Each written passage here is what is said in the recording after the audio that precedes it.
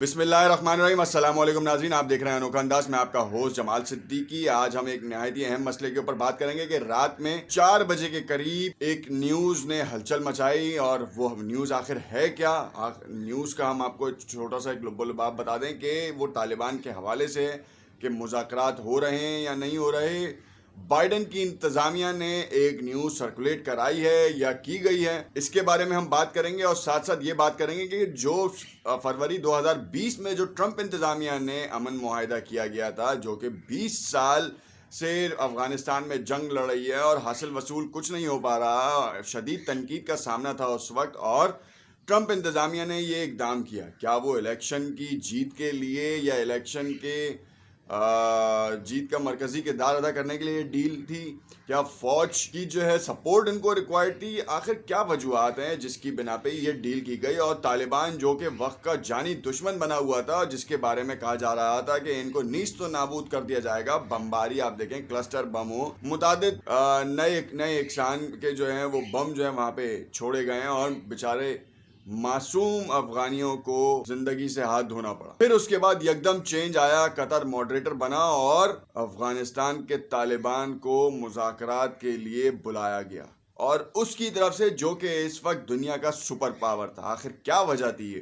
ہم تمام چیزیں اس ویلاگ میں ڈسکس کریں گے، اور کل جو ہونے والی ڈیولپمنٹ ہے اس کے حوالے سے آپ کو بڑی بریکنگ نیوز دیں گے۔ اگر آپ نے اب تک میرا یوٹیوب چینل سبسکرائب نہیں کیا تو اسے ضرور سبسکرائب کر لیں، تاکہ آپ کو آنے والی ہر لیٹسٹ نیوز کی جو ہے وہ ویڈیوز ملتی رہیں، اور اس کے اوپر انالیسس ملتے رہیں، اس کے پروز اینڈ کونز آپ کو معلوم ہوں۔ اب ہم آپ کو بتاتے ہیں کہ کل رات جو نیوز آئی ہے اس میں بائیڈن انتظامیہ کی طرف سے یہ اشارہ دیا گیا ہے کہ ہم طالبان کو دوبارہ ٹیبل ٹاکس کے اوپر لے کر آ رہے ہیں، جیسے کہ وہ ایران کی نیوکلیئر ڈیلز کے اوپر وہ کام کر رہے ہیں۔ مگر اس بار کچھ کہانی چینج ہو رہی ہے۔ بائیڈن انتظامیہ جو ہے وہ نرمی دکھا رہی ہے، چاہے وہ ایران کے معاملے میں ہو یا طالبان کے معاملے میں۔ 1 سال قبل یہ ڈیل لاک ہو چکی تھی اور اس کے اوپر پاسداری کی جا رہی تھی، مگر کچھ عناصر نے افغانستان میں امریکن فوج کے اوپر حملے کیے، اور ان حملوں کے بعد یہ تاثر دیا گیا کہ طالبان اپنے معاہدے سے ہٹ گئے ہیں، یا طالبان کے اندر کے جو گروہ ہیں وہ سینٹرل کمانڈ سے ہٹ کے اپنی انفرادی طور پر حاکمیت جمانے کے لیے یہ کام کر رہے ہیں، تاکہ یو ایس ڈائریکٹلی ان کے ساتھ بھی ٹیبل ٹاکس میں رہے اور شاید وہ پیسوں کی ہیر پھیر کرے۔ مگر جب جب عقدہ کھلا تو پتہ یہ چلا ہے کہ اشرف غنی جو کہ موجودہ صدر ہیں افغانستان کے، وہ کسی طور بھی نہیں چاہتے کہ امریکہ افغانستان سے نکلے۔ کیوں؟ کیونکہ ان کے اپنے مفادات ہیں جو کہ پوسٹ کی کاشت سے ریلیٹڈ ہیں، جو کہ یہ مافیا ہے ایک اوورال۔ ہم نے لاسٹ ٹائم بھی آپ کو بتایا تھا کہ افغانستان میں طالبان کی اگر اکثریت یا حکومت ہوتی ہے تو یہ پوسٹ، افیم، اس طرح کی جتنی بھی نشہ آور چیزیں ہیں ان کی کاشت بند ہو جائے گی، اور تو اور اس کے اوپر پابندی لگ جائے گی۔ اگر طالبان کی حکومت نہیں ہوتی، اور اس وقت کا جو کنٹرول چل رہا ہے، تو اس میں پوسٹ کی کاشت بہت آسان ہے۔ دن دوگنی رات چوگنی ترقی کرنے والی یہ پوسٹ کی کاشت لوگوں کو امیر سے امیر تر بنا دیتی ہے، اور یہی بات جو ہے اشرف غنی اور ان کے حواریوں کو پسند نہیں ہے۔ اس میں سب سے بڑا انکلوژن جو ہے وہ اسرائیل کا ہے، جس میں ان کی مافیاز انوالو ہیں۔ رشین مافیا ہے، اسرائیلی مافیا ہے، جو کہ پوری دنیا میں ڈرگز کی سپلائی کرتے ہیں۔ آپ نے دیکھا ہوگا کہ میکسیکو کا نام کیسے، کہ میکسیکو کے اندر بھی جو ہے وہ اس کی کس طریقے سے پینیٹریشن تھی ڈرگز کی، اس کے اوپر بڑا قابو بھی پایا گیا۔ مگر افغانستان اوپن ایریا ہے، اوپن زون ہے، وہاں پر اتنی زیادہ پابندیاں نہیں ہیں۔ حالانکہ اگر طالبان نے جس خطے پہ راج کیا ہے، جس خطے کو سنبھالا ہے، اس میں ان تمام چیزوں کے اوپر سخت پابندی لگا دی گئی۔ پوری دنیا میں اس وقت ان نشہ آور چیزوں سے چھٹکارا حاصل کرنے کے لیے متعدد تنظیمیں کام کر رہی ہیں، مگر وہی تنظیمیں جن کے ملکوں سے ان کا تعلق ہے۔ اب کیسے یہ ممکن ہے کہ وہ ان سے چھٹکارا حاصل کریں گے اور یو ایس کی فوج کو واپس جانے دیں گے؟ اشرف غنی کسی طور بھی نہیں چاہتے کہ یو ایس کی فوج افغانستان چھوڑے اور طالبان کے ساتھ مذاکرات کرے، کیونکہ اشرف غنی اور طالبان دونوں الگ الگ راہوں پر ہیں۔ طالبان نے یہ ثابت کر دیا کہ 20 سال میں سپر پاور ان کو نیست و نابود کرنے کے جو خواب دیکھ رہا تھا، چکنا چور ہو گئے ہیں۔ اب اس کی جو حقیقت ہے وہ آپ کے سامنے ہے کہ گوریلا وار کے ذریعے سپر پاور کو گھٹنوں پہ بٹھا دیا گیا ہے۔ کوئی کام نہیں آئی ان کی بمباری، کوئی ٹیکنالوجی ان کے کام نہیں آئی، اور تو اور جتنی افواج انہوں نے بھیجی، طالبان روکی سوکی کہا کر بھی جو ہے ان کے ساتھ مقابلہ کیا، اور آپ دیکھ لیں آج فتح طالبان کی ہے۔ یہ تو بڑا ہی ہے کہ طالبان بھی جو ہے وہ ٹیبل ٹاکس پہ آ گئے، ورنہ آئندہ کے 20 سال بھی وہ اس طریقے سے لڑ سکتے ہیں اور حکومت کو اور امریکہ کو اور نیٹو کی افواج کو جتنی بھی ہیں ان سب کو مزہ چکھا سکتے ہیں۔ ایک بات تو طے ہے کہ سپر پاور ہو یا نہ ہو، آپ افغانستان میں اپنی اجارہ داری قائم نہیں کر سکتے، اور اس کی سب سے بڑی وجہ اور واضح مثال آپ نے دیکھ لیا کہ کیسے آپ کو مل رہی ہے وہاں پہ۔ آپ کی اوور آل ٹیکنالوجی ہو، آپ کے اوور آل سپورٹ ہو، آپ کی اوور آل جو فوج کی کہہ لیں کہ آپ بیک گراؤنڈ اسٹریٹجی ہے، وہ ساری فلاپ ہو جاتی ہیں اس کے آگے۔ طالبان نے آپ کو مذاکرات کی دعوت دی تھی، پاسداری کی، قطر نے اس میں بڑا اہم کردار ادا کیا، پاکستان نے بڑا اہم کردار ادا کیا، خود طالبان نے اس کی پاسداری کی، مگر یو ایس کو یہ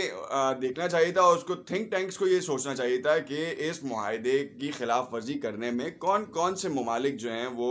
آگے آ رہے ہیں، اور وہ کبھی بھی نہیں چاہتے کہ افغانستان میں امن قائم ہو۔ انڈیا دیکھ لیں آپ کس طریقے سے پینیٹریٹ کر رہا ہے، انڈین مافیا بھی جو ہے وہ ڈرگس کے اوپر اور اسلحے کی ترسیل کے لیے افغانستان کے بہت سے روٹس کو استعمال کرتا ہے، اور انہی روٹس کو استعمال کرتے ہوئے وہ بلوچستان میں پینیٹریٹ کرتا ہے اور اپنے اسپائز جو ہیں وہ وہاں سے رول آؤٹ کرتا ہے، اور پھر کہتا یہ ہے کہ افغانستان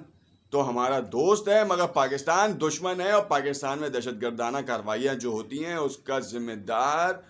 پاکستان ہے، اور ساتھ ساتھ اس کی افواج ہے اور اس کی ایجنسی ہے۔ اور سب سے زیادہ ہارڈ ہٹنگ یہ ہے کہ اس وقت دیکھا گیا کہ آپ نے ایف اے ٹی ایف کا جو ابھی گرے لسٹ میں رہنے کا معاہدہ آیا، اس میں یہ چیز بڑی واضح بتا دی گئی کہ دیکھیں جی پاکستان نے تو ہمیشہ دہشت گردی کو سپورٹ کی ہے، آپ ان کو جو ہے وہ بلیک لسٹ کریں، گرے لسٹ میں رہنے کی ایکسٹینشن نہ دیں۔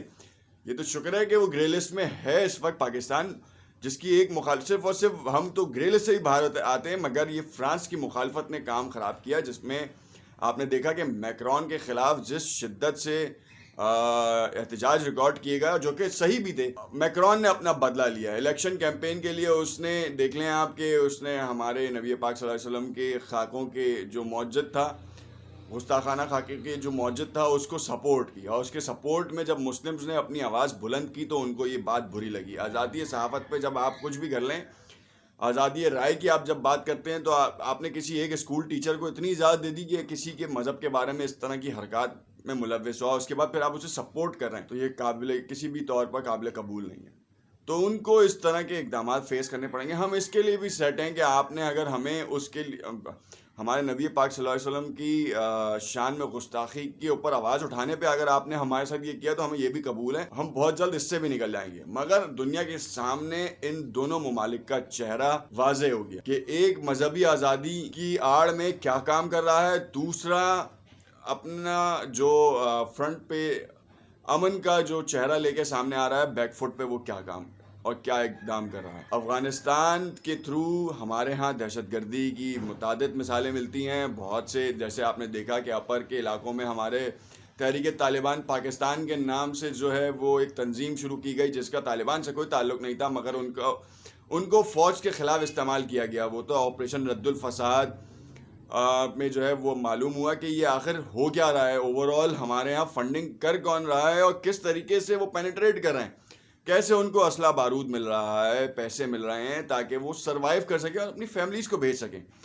خیر یہ ایک بہت بڑی کانسپائریسی تھی۔ اب دیکھنا یہ ہے کہ